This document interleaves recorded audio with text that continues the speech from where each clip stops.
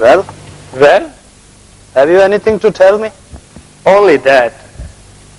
I have been making a fool of myself here in private, while you have been making a fool of yourself there in public. Hardly in the same way, I think. The very, very, very same way. I have been playing the good man, just like you, here with Candida, when you began your heroics there. Candida? Oh yes, I have got that far. Heroics are infectious. I caught the disease from you. I swore not to say a word in your absence that I wouldn't have said a month ago in your presence. Did you keep your oath? At first, I went on desperately, reading to her, reading my own poem, anybody's poem. I was standing out of the gate of heaven and refusing to enter. You can't imagine that how heroic it was and how uncomfortable then. Then she couldn't bear to read any longer. And you approached the gate of heaven at last? Yes. Well, speak, man. Have you no feeling for me? Then she became an angel, and there was a flaming sword that turned all the way, so that I couldn't go in her heart. For I saw that was a really gate of hell. And she repulsed you? No, you fool. If she had done that, I should have never seen that I was already in heaven. Repulsed me? You think that would have saved me? Virtuous indignation. You are not worthy to live in the same world with her. Do you think yourself more worthy by reveling me, Eugene? Morell, I don't think much of your preaching. After all, I believe I could do it better myself. The man that... Do you mean me? I don't mean Reverend James Mavor Morell. I mean the real man that Reverend Morell had hidden somewhere inside his black coat. The real man that Candida loved. You can't make a woman like Candida to love you by buttoning your collar at the back instead of in front. When Candida promised to marry me, I was the same moralist and windbag, as you now see. I wore a black coat. My button was behind, instead in front of. Do you think she would have loved me any better for being insincere in my profession? She forgave you, as she forgave me, being a weakling, a coward, and what you call a little silly evening wag, all the rest of it. The woman like her has divine insight. She loves our souls, not our follies, vanities and illusions, not our coats, collars and tatters in which we are rolled up in.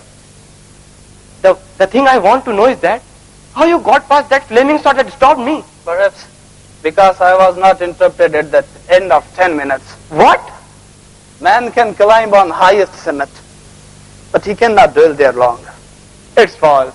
He can dwell there forever, and there only.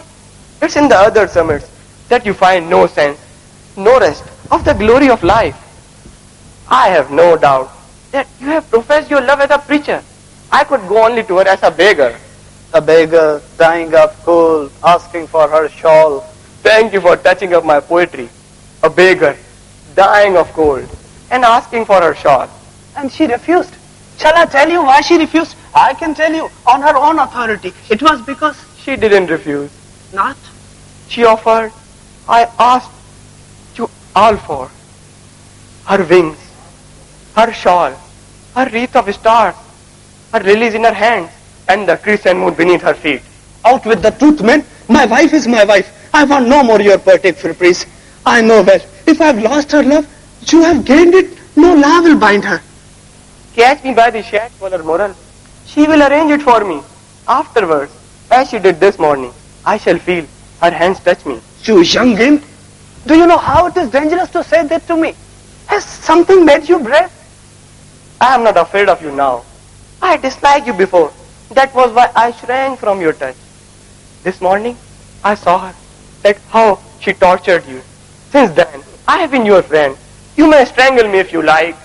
Eugene, if that is not heartless lie, if you have a spark of human feelings left in you, would you tell me what has happened during my absence? What happened? Why, the flaming sword.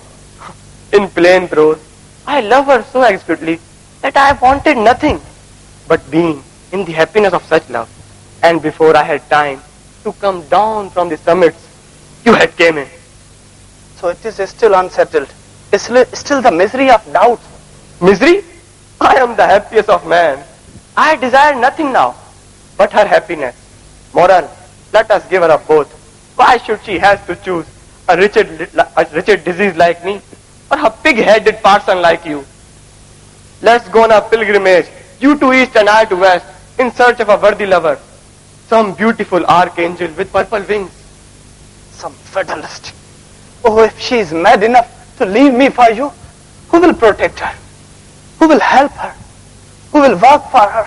Who will be father to her children? She does not ask those silly questions. It is she who wants somebody to protect her, somebody to love her, somebody to help for her. You fool, you double fool, you triple fool. I am the man, Morell. I am the man. You can't understand what a woman is. Stand for her, Morell. Stand for her. Let her choose between you and me.